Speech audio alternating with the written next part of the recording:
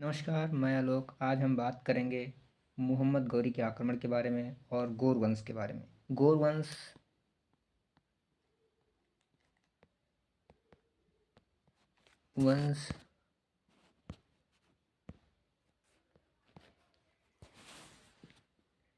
गजनी साम्राज्य, ये जो था ये गौर वंश था, या गजनी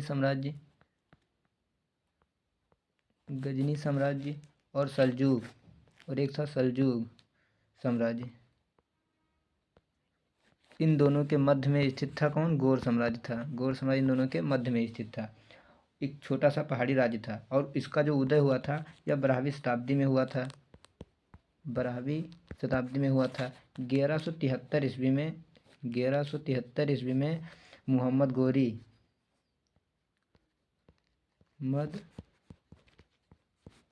गोरी यहाँ का शासक बनता है। क्या बनता है? शासक बनता है। कहाँ का? गौर वंश का शासक। 1173 में कौन बनता है? मोहम्मद गौरी गौर वंश का शासक बन जाता है। या 1175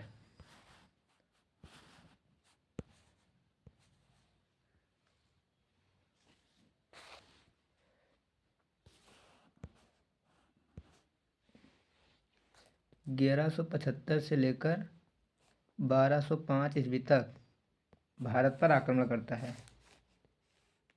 इस मध्य में यह भारत में अपने साम्राज्य का क्या करता है? विस्तार करता है। साम्राज्य का विस्तार करता है। इसका जो पहला आक्रमण था 1175 ईस्वी में करता है। 75 ईस्वी में किस पर करता है? मुल्तान पर करता है। मुल्तान पर 1175 ईस्वी में मुल्तान पर आक्रमण करता है और गोमल दर्रे को पार करके उत्तरी सिंध के रास्ते में मुल्तान पर आता है। सरलता से मुल्तान उच्च और उसके निचले सिंध को क्या कर लेता है? मुल्तान को, इसके साथ साथ उच्च और उसके सिंध के निचले हिस्से को, सिंध के निचले हिस्से को क्या कर लेता है? जीत लेता है। उच्च मुल्तान और उसके हिस्से को जीत लेता है। दूसरा आक्रमण करता है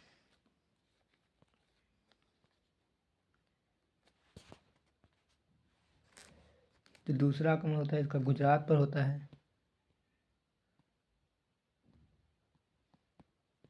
कब करता है? तो 1178 ईस्वी में करता है। 78 ईस्वी में मुल्तान पर आक्रमण करता है। गुजरात के अहिलवाड़ पर।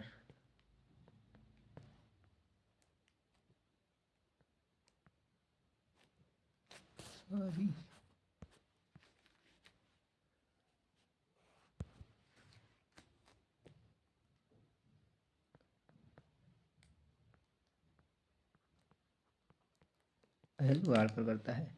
यहाँ का शासक कौन था? मूलराज द्वितीय इसका शासक होता है। यहाँ का शासक होता है। यह अपनी माता नयिका देवी, कौन? नयिका देवी के सहयोग से उसको मोहम्मद गौरी को पराजित करता है। और यह मोहम्मद गौरी की जो 1178 में पराजय हुई थी, मोहम्मद गौरी की भारत में क्या होती है? पहली पराजय होती है। ठीक है। 1179 में मोहम्मद गौरी पेशावर को जीत लेता है। 1185 में मोहम्मद गौरी जो है सियालकोट पर आक्रमण करता है। किस पर? सियालकोट पर आक्रमण करके इसको भी जीत लेता है। और 1192 में खुसरो मलिक की हत्या कर दी। 1188 से 89 में, कब? 1188 से 89 में जो है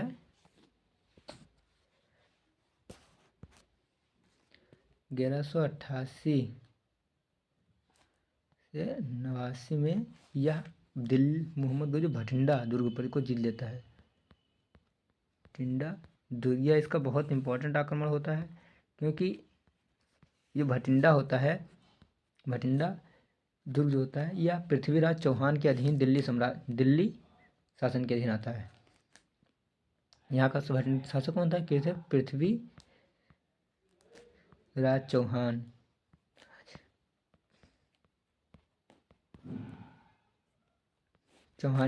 यहाँ का शासक होता है जो मोहम्मद गौरी एवं पृथ्वीराज चौहान के बीच तराइन युद्ध का तत्कालीन कारण बनता है। और तराइन का प्रथम युद्ध 1191 में तराइन का प्रथम युद्ध होता है। तराइन का प्रथम युद्ध होता है, और इस युद्ध में कौन होता है? मोहम्मद गोरी पराजित होता है और किसी तरह वह जान बचाकर भागने में सफल होता है। पृथ्वीराज चाहता तो मोहम्मद गोरी को संपूर्णतः खत्म कर सकता था, लेकिन वह इस युद्ध में ऐसा नहीं करता है। वह कहता है हम कभी पीठ पर वार नहीं करते, क्योंकि हम क्या है, क्षत्रिय हैं, और यह उसकी सबसे बड़ी गलती थी। इसलिए वह मोहम्मद गोरी दोबारा तैयारी करके आता है 1192 ईस्वी में। 1192 में, और तराइन का द्वितीय युद्ध होता है। इस युद्ध में जो है पृथ्वीराज चौहान पराजित होता है और उसे पकड़ करके उसे बंदी बना लिया जाता है और दिल्ली पर अधिकार कर लिया जाता है। उसके जो पूरा क्षेत्र होता है उस पर अधिकार कर लिया जाता है 1193 ईस्वी में।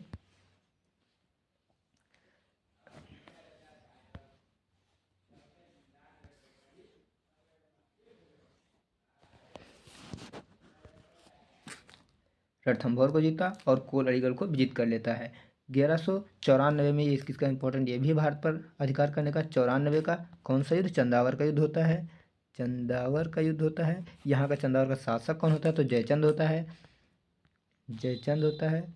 यह उस समय जो है बहुत महत्वपूर्ण, बहुत शक्तिशाली शासक था, और इसको पराजित करके फिर मोहम्मद गोरी इसको क्या करता है, मार देता है। इसको पराजित करके अब जो है जब दिल्ली पर अधिकार कर लेता है, तब 1194 में ऐबक अजमेर को जीतता है। 1196 में अजमेर में 1196 में कुतुबुद्दीन ऐबक नामक एक व्यक्ति था, जो इसका मोहम्मद गोरी का दास था। कौन क्या था? दास था। किसका था? मोहम्मद गोरी का ये दास था। ठीक, तो ये क्या करता है, एक संस्कृत विद्यालय होता है अजमेर में, उसके स्थान पर उस संस्कृत विद्यालय के उसमें 2.5 दिन का झोपड़ा बनवाता है। 2.5 दिन का झोपड़ा बनवा देता है। उसी अजमेर का जो संस्कृत विद्यालय होता है उसी का नाम झोपड़ा में तब्दील कर देता है। ठीक, और फिर बात करते हैं 1995-96 में पुनः भारत पर आया और पुनः भारत को मोहम्मद गोरी जीतता और ग्वालियर के शासक सुलक्षण पाल को अपने अधीन कर लेता है। 1197 में ऐबक ने हिलवाड़ के शासक भीमदेव द्वितीय को आक्रमण करके उनकी राजधानी को लूट लेता है। 1203 ईस्वी के 1202-3 में कलिंजर पर भीमदेव परमारदेव आक्रमण किया। इस युद्ध में परमारदेव की मृत्यु हो जाती है।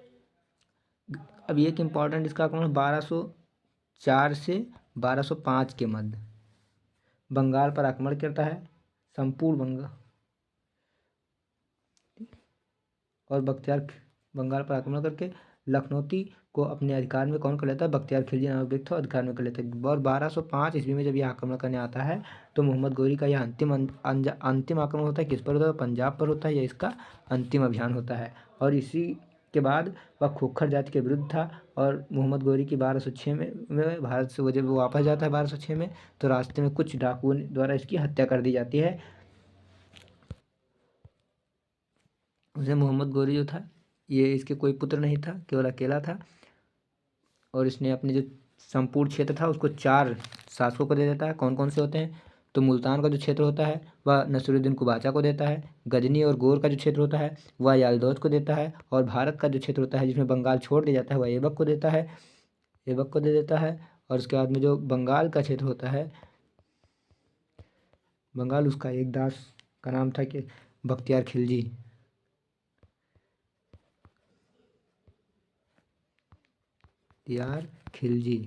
बख्तियार खिलजी को देता है। किसको देता है? बख्तियार खिलजी को बंगाल का क्षेत्र देता है। मोहम्मद गोरी अपने पूर्ववर्ती गजनी की भांति एक महान सेनापति नहीं था। जो गजनी भी आता था उसकी भांति सेनापति तो नहीं था।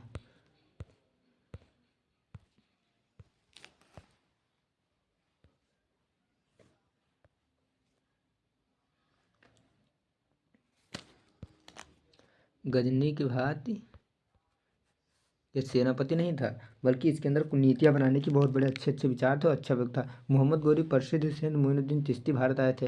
अब ये बात बहुत इंपॉर्टेंट होती है। जो मोहम्मद गोरी होता है इसके साथ जो चिश्ती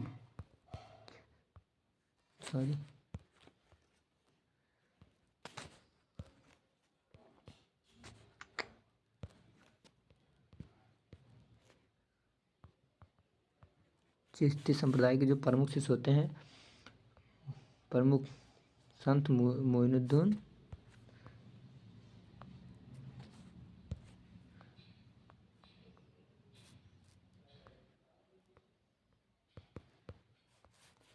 चिश्ती। ये पूछा जाता है कि मोइनुद्दीन चिश्ती भारत में किसके साथ आया था, तो मोहम्मद गौरी मोइनुद्दीन चिश्ती थे और मोहम्मद गौरी के साथ भारत में आए थे और उन्होंने भारत में चिश्ती संप्रदाय की स्थापना की थी। मोहम्मद गौरी का जो सिक्का था इस पर कलमा खुदा रहता था। एक तरफ कलमा रहता था, एक तरफ कलमा रहता था और दूसरी तरफ लक्ष्मी की आकृति बनी रहती थी। किसकी? लक्ष्मी देवी की जो थी वो आकृति किसके सिक्कों पर बनी थी? ये पूछा जाता है कि लक्ष्मी देवी की आकृति किस मुस्लिम शासक के सिक्कों पर बनी हुई होती थी, किस मुस्लिम आक्रमणकारी? तो मोहम्मद गौरी जो था उसके आक्रमण पर लक्ष्मी की सिक्के की आकृति बनी होती थी। हमारा समाप्त होती है। धन्यवाद। जब तक के लिए वीडियो को लाइक करना, सब्सक्राइब करना, फॉलो करना ना भूलें। जय हिंद, जय भारत।